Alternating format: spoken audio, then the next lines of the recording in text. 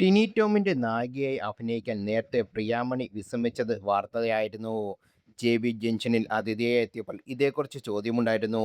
ഈ പരിപാടിയുടെ video social മീഡിയയിൽ വൈറലായിക്കൊണ്ടിരിക്കുകയാണ്. ഓടൻ രാജ ആടൻ റാണി എന്ന ചിത്രത്തിൽ നായികയായി അഭിനയിക്കേണ്ടിയിരുന്നത് പ്രിയാമണിയായിരുന്നു. എന്നാൽ പിന്നീട് അത് മാറുകയായിരുന്നു. ജഗദീഷ് ശ്രീകുമാറിന്റെ മകളായ ശ്രീലക്ഷ്മിയായിരുന്നു പിന്നീട് നായികയായി തിരഞ്ഞെടുത്തത്. എന്താണ് സംഭവിച്ചതെന്ന് അറിയില്ല. പ്രിയാമണി ആവശ്യപ്പെട്ടത് അനുസരിച്ച് പ്രതിഫലമൊക്കെ കൊടുക്കാമെന്ന് പറഞ്ഞതാണ്. പ്രമേയവും ഇഷ്ടമായതാണ്. അതിനുവേണ്ടി അവർ ബാംഗ്ലൂരേക്ക് വന്നതുമാണ്. ആരോടോ ചോദിക്കുന്നുണ്ട്. 2 മണിക്കൂർ സമയം വേണമെന്നായിരുന്നു പ്രിയാമണി അവരോട് പറഞ്ഞത്. 2 മണിക്കൂറിന് ശേഷം ഡയറക്ടറിന് മെസ്സേജ് വരികയായിരുന്നു. I don't like to opposite Tinu എന്നായിരുന്നു അത്. നേരത്തെ സമാനമായ അനുഭവം ഉണ്ടായിരുന്നതായി സുരാജ് വെഞ്ഞാറമൂട് എന്നോട് പറഞ്ഞിരുന്നു. ഒരു ക്യാരക്ടർ തിരഞ്ഞെടുക്കുമ്പോൾ എന്താണ് മാനദണ്ഡമാക്കേണ്ടത്?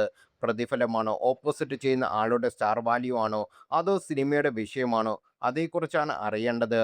ഇനി പ്രിയാമണിയെ സമീപിക്കുന്നവർക്ക് ഇത് ഉപകാരപ്രദമാകുമെന്ന് ടിനി ടോം അന്ന് പറഞ്ഞത്.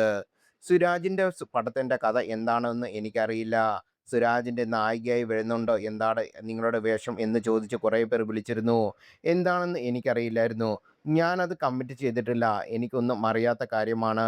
എന്നോട് ചോദിക്കാതെ എങ്ങനെയാണ് അതിലേക്ക് തീരുമാനമെടുക്കുന്നതെന്ന് ഞാൻ ചോദിപ്പിച്ചപ്പോഴായിരുന്നു പ്രിയാമണി പറഞ്ഞത്. ടിനി ടോമിൻ്റെ കാര്യത്തിൽ വരാം. ഇനി ഡയറക്ടർ അന്ന് കഥ പറഞ്ഞിരുന്നു. ചിലതൊക്കെ എനിക്കിഷ്ടപ്പെട്ടിരുന്നു. അവസാനമാണ് ടിനിയാണ് ഹീറോ എന്ന് പറഞ്ഞത്. പ്രാഞ്ചിയേട്ടന് ഞങ്ങൾ ഒരുമിച്ച് അഭിനയിച്ചിട്ടുണ്ടെന്ന് പറഞ്ഞിരുന്നു. അതേക്കുറിച്ച് അച്ഛനും അമ്മയോടും മാനേജറുമൊക്കെ ചോദിച്ചിരുന്നു. ആ ടൈമിൽ ലാലേട്ടൻ്റെയോ മമ്മൂക്കയുടെ ലെവൽ ആയിരുന്നില്ല ടിനി. അങ്ങനെയുള്ള ഒരാളുടെ കൂടെ സിനിമ ചെയ്യണമെന്നായിരുന്നു സംശയം. ഡേറ്റിൻ്റെയും പ്രതിഫലത്തിൻ്റെയും കാര്യം നോക്കിയാണ് എത്തിയത് മാനേജറാണ്. കാശിൻ്റെ കാര്യമാണ് പറയാന്നുണ്ടെങ്കിൽ മാനേജറെ കറക്റ്റ് ചെയ്യാനാണ് പറഞ്ഞത്. എല്ലാം ഓക്കെ ആണെങ്കിൽ ഞാൻ വരും, അഭിനയിക്കും. അങ്ങനെയാണ് ചെയ്തിരുന്നത്.